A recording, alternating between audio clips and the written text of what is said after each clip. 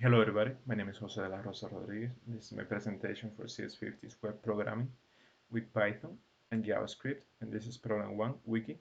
This program has 7 requirements. I'm going to demonstrate each of the requirements. Requirement number 1, we should be able to type wiki/a title, and if that title is one of our entries, we should be taken to that entry. So I'm going to type wiki/CSS, and then I'm taken to a CSS entry. On the other hand, if I type wiki/flask, which is not one of my entries, I am taken to an error page that says that page was not found. So that is requirement number 1. Requirement number 2, we asked to make our index page so that it's not just a list of the entries, but it's a clickable link that takes us to the content that or to the page that corresponds to that title. So if I click CSS, I'm taken to the CSS page.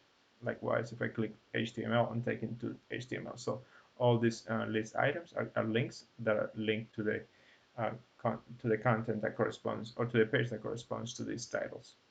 So that is requirement number 2. Number 3, we're asked to implement a search functionality.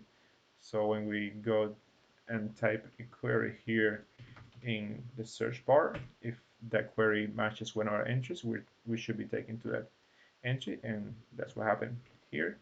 On the other hand, if I type a query that is a substring of one of our entries or more, we should be presented with a list of those entries, and this is what happened here. And finally, if I type a query that does not match any of our entries, we should be told as much, and this is what the result is for Flask, because that does not exist currently. So that is requirement number 3. Number 4, we should be able to click the create new page on the sidebar, and then be taken to a page where we can create a new entry for our encyclopedia. So I'm going to click new page, and first we ask that if the entry that we're creating already exists, we should be taken to an error page. So I'm going to try to create a CSS page. We know that already exists, and I'm taken to an error page that says CSS already exists.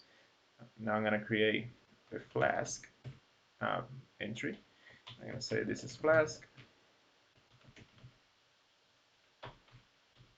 I should use a Flask, and then in bold, this is Flask. So this should create a new entry, and it did. And I'm taken to the new entry once I save it, and if I go here to the home page, I can see that Flask is one of my entries here listed as well. So that's requirement number 4. Number 5, we should be able to edit the markdown of any of our entries.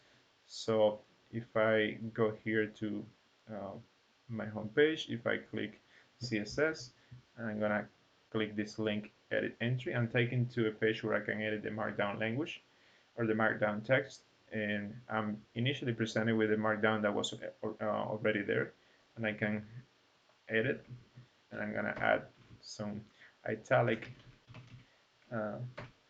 text here, and when I save, I should be taken to that entry, and it saved the markdown text that I added. So here's what I just added.